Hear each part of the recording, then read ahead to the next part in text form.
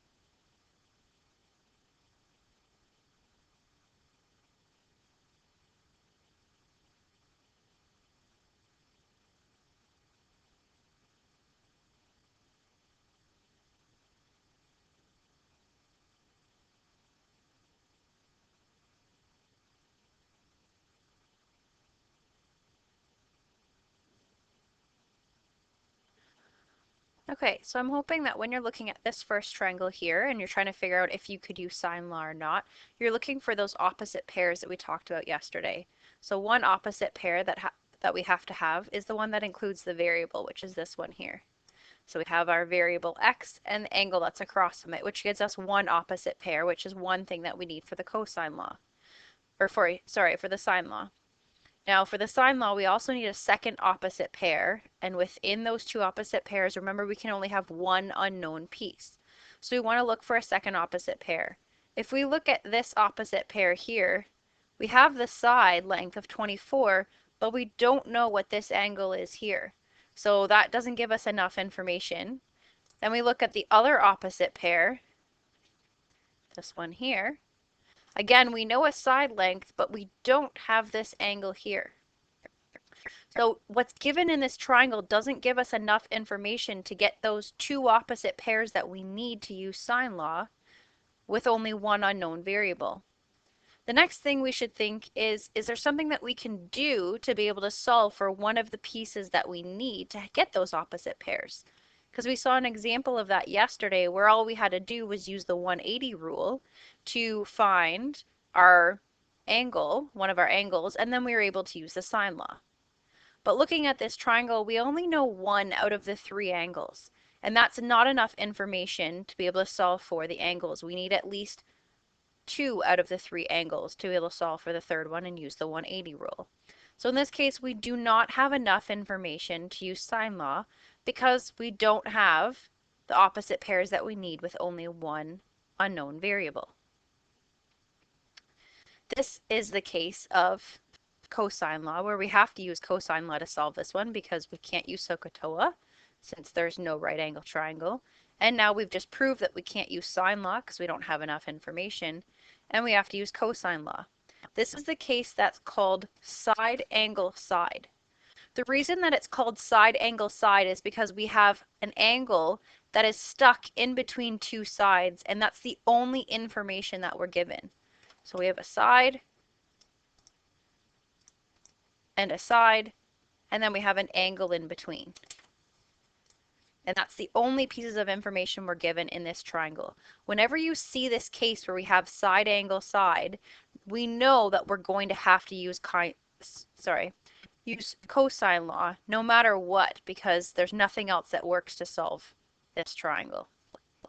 Let's take a look at our second triangle here. Again, trying to use what we know about sine law to see if we can use it, we look for our opposite pairs. So let's first start with the one that uses our variable. So we have the opposite pair of our angle theta and the side 10. Then again, we want to look for another opposite pair.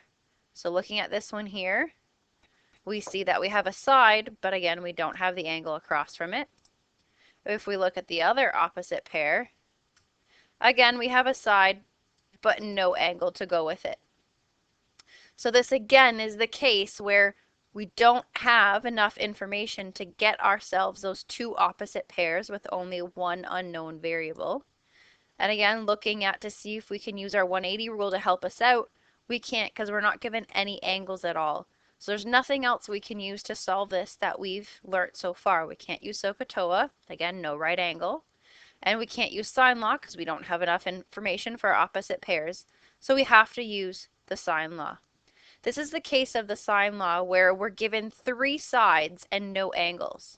So this is the case that's called the side, side, side case. So again, whenever you see a triangle like this where we're given three sides and no angles at all, then we know that it's we have to use the cosine law and it's the side, side, side case.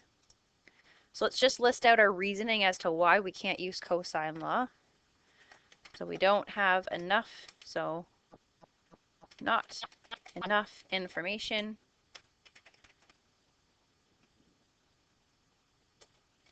for two sets of opposite sides with only one unknown piece. And that's our reasoning to explain our answer as to why we can't use sine law on these two types of triangles.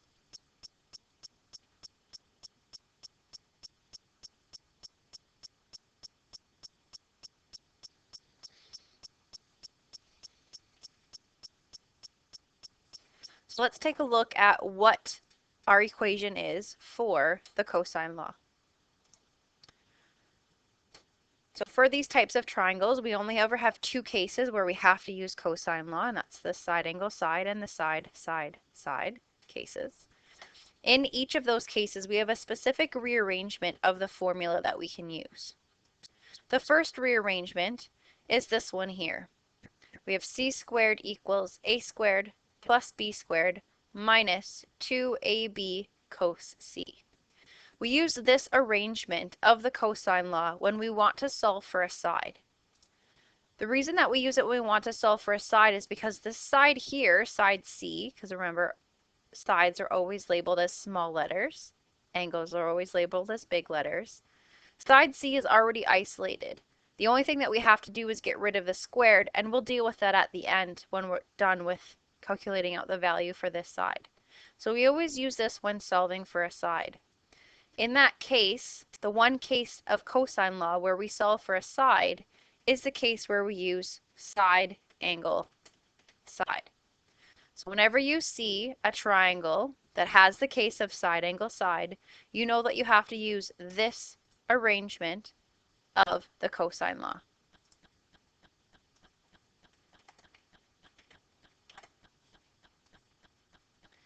Now there's a second arrangement of the cosine law.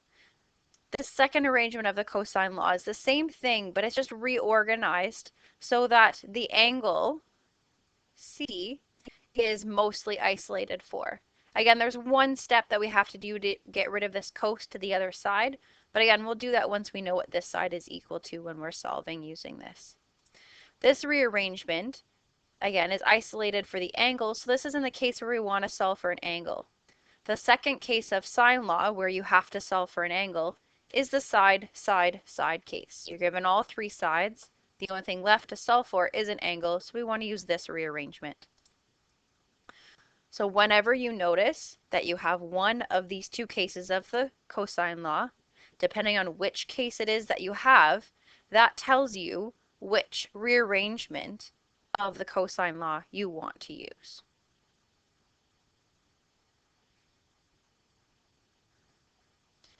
Now, to go along with the cosine law, there's two important things that we need to remember when using the cosine law. The first important thing is that in both of these formulas, notice that the angle C is always opposite to the small letter C, so the opposite side C. Remember, whenever we're drawing our triangles, the angle has to be opposite to the side. It's the same with these ones, and it's very important, especially in this rearrangement of the cosine law, that the angle is opposite to this side here. So whatever angle you're solving for, the side that's opposite to it has to be the one in this spot. It has to be the one that you're minusing out. If you don't put the opposite side in that minus spot, then you're not calculating for angle C anymore. You're actually calculating for a different angle. So that's the first important thing to remember, is that the angle always has to be opposite to the side C in these formulas.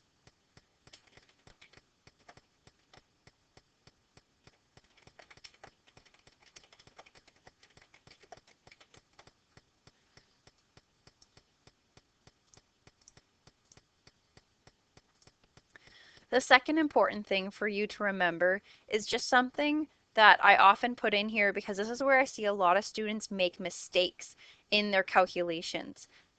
So for this one, where the common mistake happens and why I'm pointing it out is this piece here in this rearrangement of the cosine law is a lot of students forget that this is a multiplication here and that multiplication has to come before subtraction. A lot of students make the mistake of doing a squared plus b squared minus 2ab and then multiplying it all by cos. And that's wrong because that's not following your BEDMAS rules. You have to do the multiplication here first before you can deal with this subtraction. So that's our second important thing that we must remember, is that the negative 2ab cos c is multiplied together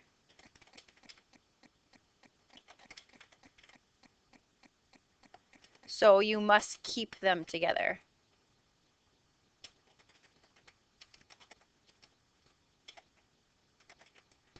That piece is all one piece. You got to keep it all together when you're doing your calculations. You can't separate it out.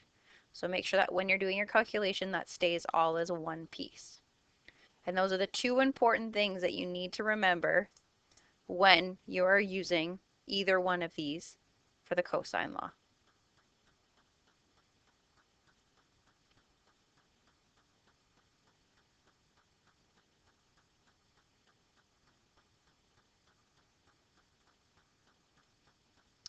Let's take a look at an example of using the cosine law. So example number 1. In this example, it asks us to solve for x, and again, it specifies to round to 1 decimal place. But remember, whenever solving for a side, whether it says this or not, you should always try and round to 1 decimal place when solving for a side. So first off, looking at this triangle, you always want to go through our options. I gave you that trig chart yesterday to help you out with trying to decide which formula you're going to use. This is where you need to start considering it because this is the last type of formula you're going to learn. So you need to figure out from here on in when to use which. So looking at our triangle, we'd want to see, is there a right angle? If there is, then we know we can use SOHCAHTOA. But in this case, there is no right angle triangle, so we can't use that. The next thing we want to look for is, can we use sine law? But you should notice that this triangle is the one that we considered in the first example, and we can't use sine law because we already showed that there's not enough information to be able to use, be able to find our opposite pairs. So then we need to look at what cosine law, case of cosine law is. So we have a side here, we have a side here, and we have an angle in between. So we notice that this is the side angle side case. And that tells us which formula of the cosine law we need to use. So because it's the side angle side case of the cosine law, we know we have to use the rearrangement where the side is the one that's isolated.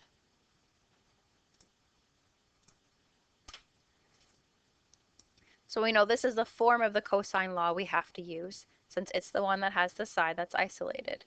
Now we just have to fill in the key information. The important part with this, and remember, is that the side here, C, is the one that's opposite from the angle.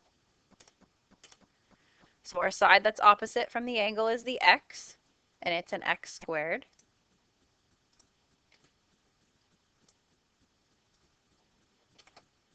Now, in terms of side A and side B, it doesn't matter which one you label as A and B as long as you're consistent whenever you plug it into the resulting spots.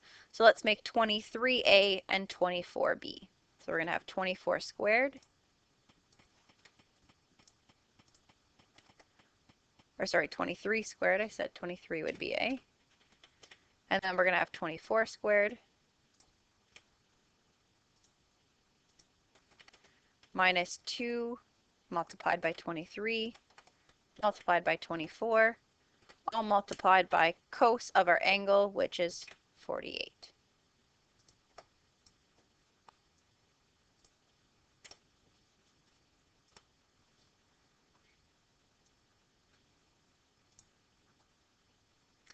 Now that we've plugged in all of our numbers into the appropriate spots, we can start solving.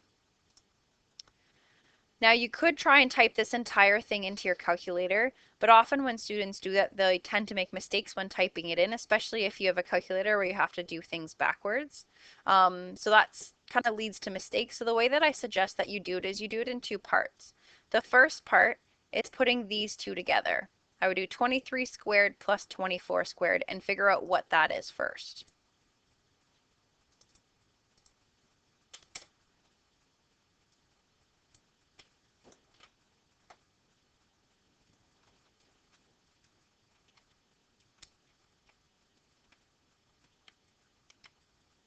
So when we do 23 squared plus 24 squared, you should get 1,105. Then the second piece that you want to do is you want to look at this entire thing right here and figure out what this value is here. So then in this one, again, type this into your calculator. Just be careful of the order that you're doing it in. So you need to do -2 multiplied by 23 multiplied by 24, all multiplied by cos 48. Remember, if you have one of the calculators where you have to type it in backwards, then you would start with 48 cos, figure out what that value is by pressing equals, then multiply it by 24, multiply by 23, multiply by -2 to get your final answer. Now the answer that you get in your calculator should be a negative, and it should be a negative 738, whoops, 38.720, and then there's a bunch of other decimals. I believe it's 1894, and it will continue on. Now it's important that you keep this value in your calculator or that you keep all of the decimal places on your paper. The reason is because if you round out those decimals now, your final answer will be a little bit inaccurate. So the best option is just to keep that value in your calculator and then just add the 1,105 to it in your calculator. If you take the negative 738.72, etc., and add 1,105, you should get the value of 366.2799, and again, a bunch more decimals. Now, what I will allow you to do is if you don't want to write out all the decimal places like this, which I totally understand, but you're willing to keep them in your calculator, what you can do is write the first couple of decimal places and then write dot, dot, dot. By putting that dot, dot, dot, you're symbolizing that you are keeping those decimal places in your calculator, but you're not just writing them out on the paper. So you can do that just to save you some writing and to save you some space. But make sure you are actually keeping those decimal places in your calculator, otherwise your answer will be thrown off in the end. Now our last step is we have to get this x completely by itself. It still has the squared. And hopefully you remember to get rid of a squared, we have to square root.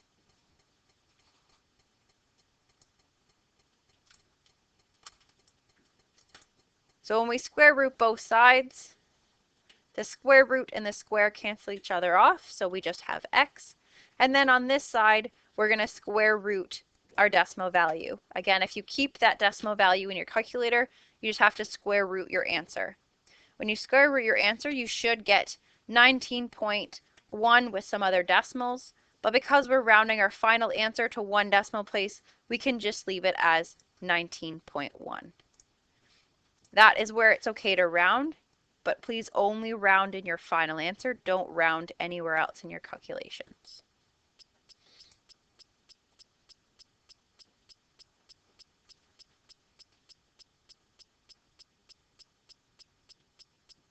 Let's take a look at our second example. In this example here, again, it's asking us to solve for x.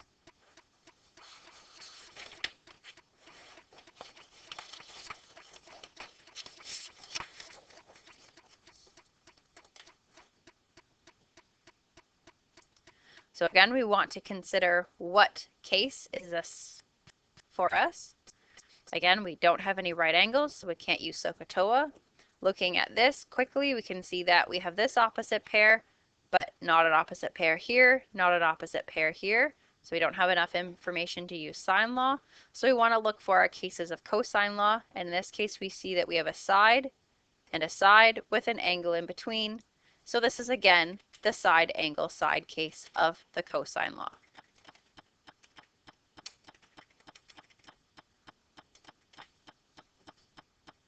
So again, in this case, we need to use the formula where the variable, or sorry, the side is the variable that is isolated for, which is the x squared equals a squared plus b squared minus 2ab cos c.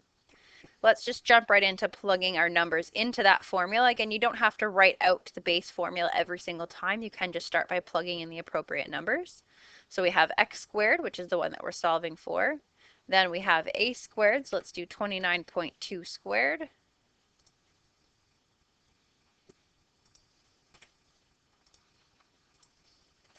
Plus our b squared, so that's our 38.2. And minus out 2 multiplied by our 29.2 multiplied by the 38.2 all multiplied by cos of our angle, which is 71.9 degrees.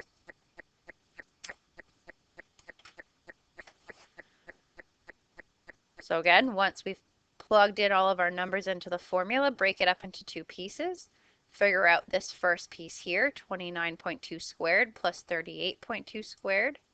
And then figure out the second piece here. And then we'll do our addition or subtraction together afterwards. So our first part, 29.2 squared plus 38.2 squared. We get 2,311.88. Then again, we want to do this big green section all together. So we're going to do negative 2 multiplied by 29.2 multiplied by 38.2, all multiplied by cos 71.9. Now we get a negative 693.08. Again, there are more decimals, but I'm just going to write dot, dot, dot to symbolize that I'm keeping the decimals in my calculator, but just not writing them all out on my paper. Then we're going to take this number that is already in our calculator here, and we're going to add 2,311.88.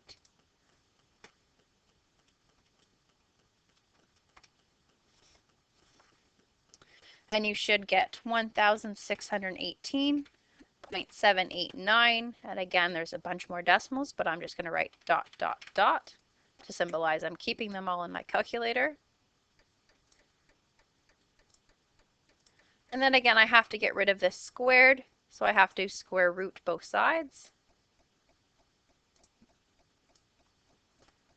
So that x is all by itself, and then square root of our answer, again, the one that we kept in our calculator with all the decimal places, we get an answer of 40.23, so we're just going to round that to 40.2 because we only want one decimal place in our final answer.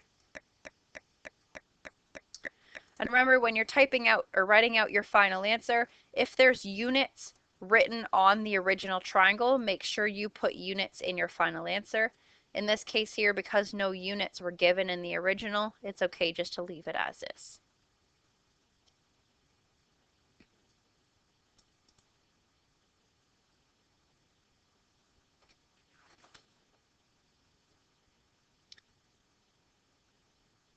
Let's take a look at our next example here. Example number 3. In this case, we're asked to solve for theta.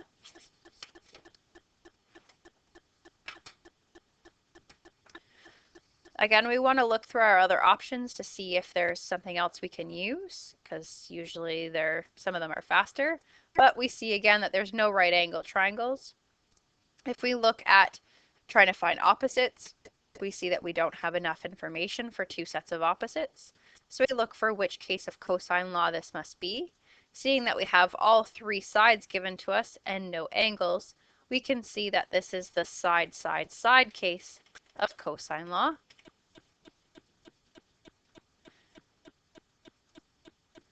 And so we know that we have to use the formula in this form, where the angle is the one that's isolated, since the angle is the one that is by itself. Or sorry, the one that we have to solve for.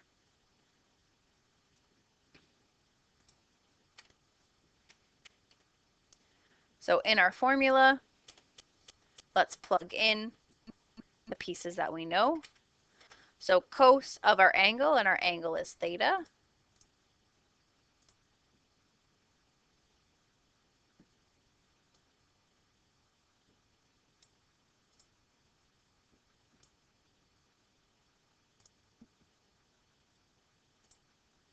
There we go. Equals, and then in terms of our sides, again, the important piece of the cosine law is that whatever angle you are finding, in this case theta, the side C here is the one that is subtracted. So that means that the 10 has to be the one that is subtracted, since it is the one that is across from the angle that we are trying to solve for. So we know the 10 has to be the C here. In terms of A and B, it doesn't matter which is A and which one's B, as long as C is the one that's opposite to our angle. So let's do 11 as A. So we have 11 squared plus 12 squared. And then knowing that 10 is the one that's opposite to our angle, then we have minus 10 squared.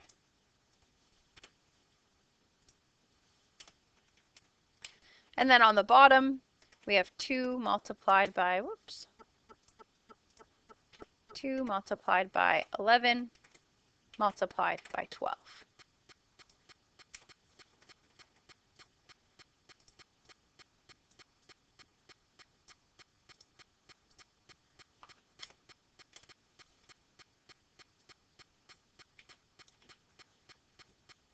In terms of solving this one, in terms of steps, the one that I would suggest the best to do is to figure out what the top of your fraction is first.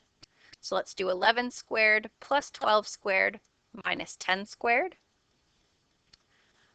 When you do that calculation, you should get 165. Then figure out what the bottom is. So we're going to do 2 multiplied by 11 multiplied by 12. And that gives us a value of 264. Now the reason that I suggest you do this and that you don't do the division is just like we saw yesterday and the day before, where we don't want to have to deal with those decimal places because we have to keep them all for our answer to be accurate. So if you leave it as a fraction, you can just type that fraction into your calculator when it's time for you to do the calculation. Now our last step is we have to actually get theta all by itself. Remember, to get theta by itself, we have to take this cos and move it to the other side. To move cos to the other side, remember we have to do cos with that little -1, which remember the proper terminology is cos inverse, and that's how we move cos to the other side. So we're going to cos inverse whatever is on our right-hand side here, which is 165 divided by 264. Now this is where you want to type this value into your calculator. So do 165 divided by 264, and then cos inverse that value. And then at this point, this is where you would do your rounding.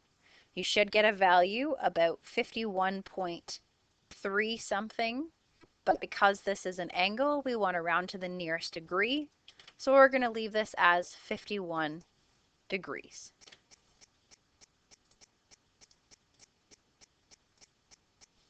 And don't forget, whenever you're solving for an angle, you need to have that degree symbol in your final answer.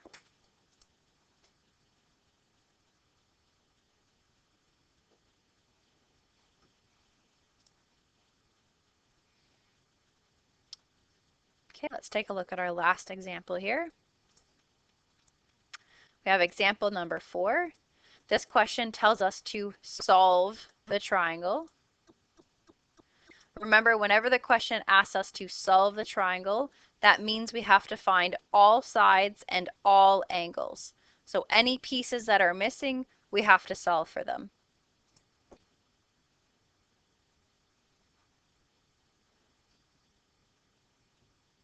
So looking at our triangle here, we want to see what pieces of information were given and what pieces of information were not.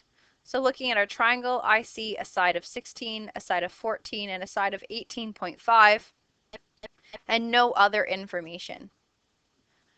So because we have no other information, we're not giving any angles, and we're given all 3 sides. You should be starting to realize that that is our side, side, side case of the cosine law, and nothing else will work besides that. So we know that we have to use that formula to solve for our first piece in our triangle.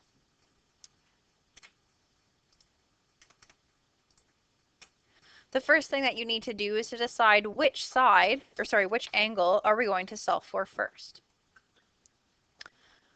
So let's solve for our angle A first. So in our formula here, we're going to have cos of angle A. Now when we're plugging in our pieces into this formula, remember whichever angle we're solving for, which in this case is angle A, the side that gets minused out, which is side C in our formula, has to be the one that's directly opposite to that angle, which in this case is side 14. That means in terms of our other 2 sides, that can be 16 and 18.5 in our formula. So we're going to have 16 squared plus 18.5 squared.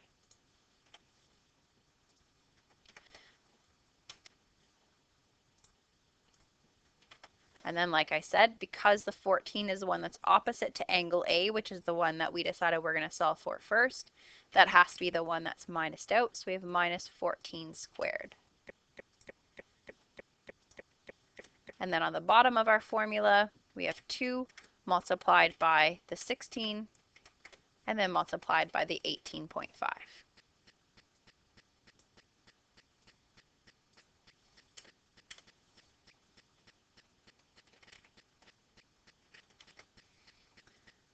Now that we've plugged everything into our formula, again, like I said, solve for the top value first and the bottom value. So when we do the top, we're doing 16 squared plus 18.5 squared minus a 14 squared. You should be getting a value of 402.25. Again, just like the other days, please make sure you're plugging this into your calculator with me so that you're making sure that you're getting the proper answers with these so you know that you're doing it correctly in your calculator.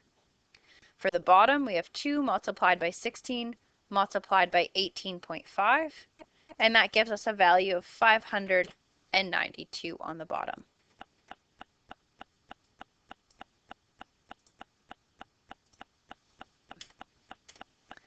Now that we have our fraction on this side, we need to get the cos over there so that the angle A is all by itself. So that gives us a cos inverse when we move it over to the other side.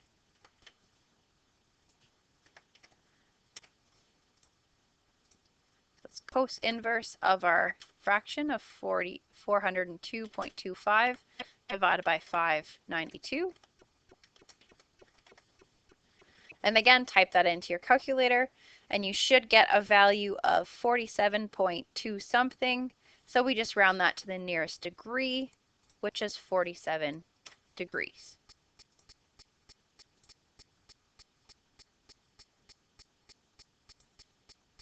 So that is the first part of our triangle. We now know that angle A here is 47 degrees.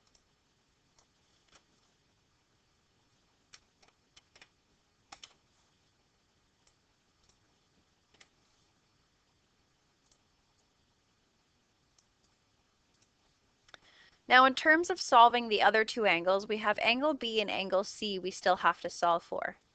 In terms of solving them, trying to decide what to use, we now have a couple different options now that we have one angle solved for. You should notice that we now have one pair that is completely known. We have 14 across from the angle 47. So when solving for B, we could use sine law because we have this opposite pair and this opposite pair with only one unknown, which is our angle B. Likewise, though, you could just use the cosine law again of the side, side, side case. It's just assuming that you don't know what angle A is. Use the cosine law again with 18.5 as the one that's minused in the equation so that you find angle B. That is your choice as to which you prefer to use at this point in time. So let's just write a little note about that.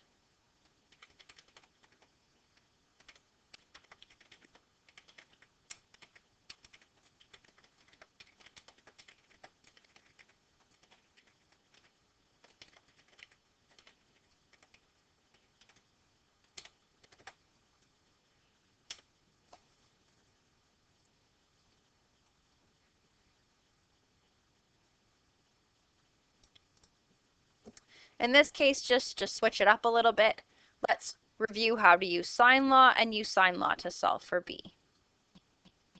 So remember, for sine law, we need our two opposite sides. So our first one is B with across from 18.5. So remember when we plug that into our formula, we always want the piece that has the variable in it in our top left of our equation. So we have sine B. And then underneath it, we always put the side that's opposite to it, so 18.5.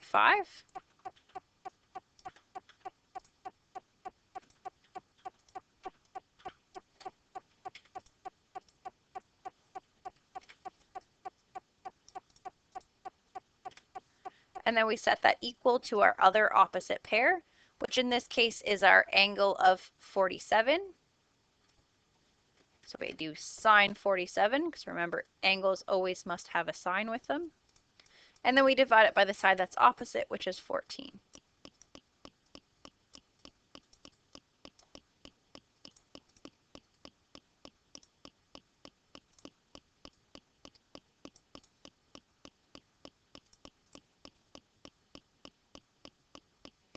Now that we've set up our equation, remember because we put our variable in the top left-hand corner, to get it by itself, we just take whatever's on the bottom of that fraction, in this case the 18.5, and we multiply it to the other side of the equation.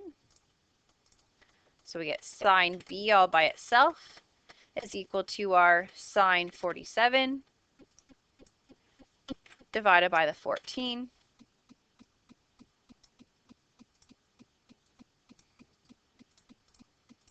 All multiplied by the 18.5.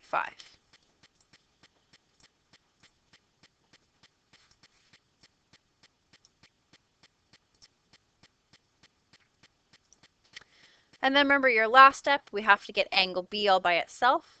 So we have to move this sine to the other side. Remember, to move a sine to the other side, we have to use sine inverse.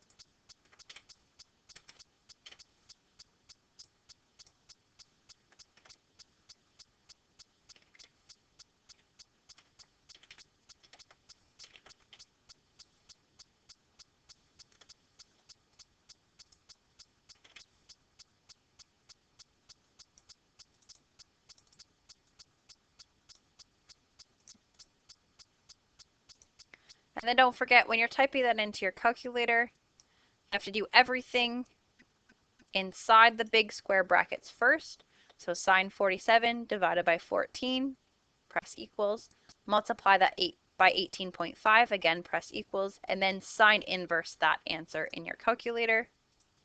And you should get the value of 75. And again, we are going to round to the nearest degree, which is rounding to 75 degrees.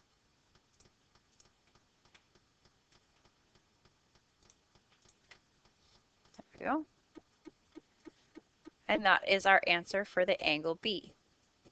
If you used the cosine law to solve for angle B, you should get a value that is pretty much the same as 75. No matter which one you use, you should get pretty much the same answer.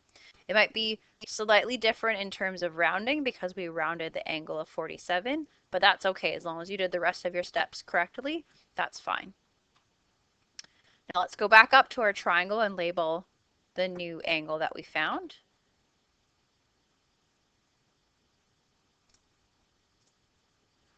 So we know that this is a value of 75 degrees.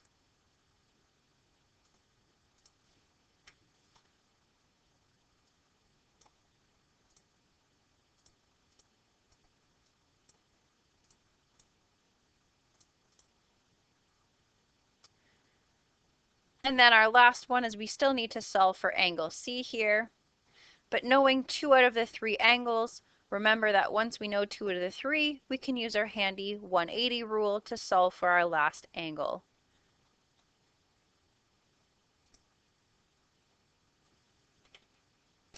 So we know that C is equal to 180 minus out our 2 angles that we know, which is minus 47 and minus 75. And we get the angle of 58 degrees for angle C.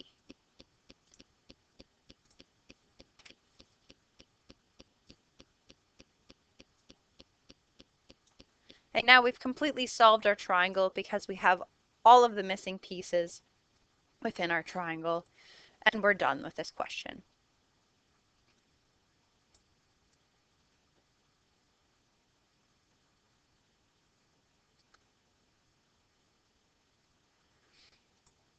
So for the rest of the class, you have an exit card that just has you practicing out your cosine law. Again, please make sure that you complete it and hand it in by the end of the period. There were a few people who did not hand one in yesterday. Please make sure that you do get that handed in by the end of class because one, that tells me where you're at in terms of understanding of the concept. So I know if we need to repeat something or do some more work with something, as well as remember you're getting some completion marks with these exit cards. So it's important that you hand those in so you get those quick and easy little marks for each of those exit cards. Once you're finished with the exit card and you have it handed in, make sure that you're looking at the homework to give you some more practice with the cosine law to make sure that you do have a complete understanding of the concept.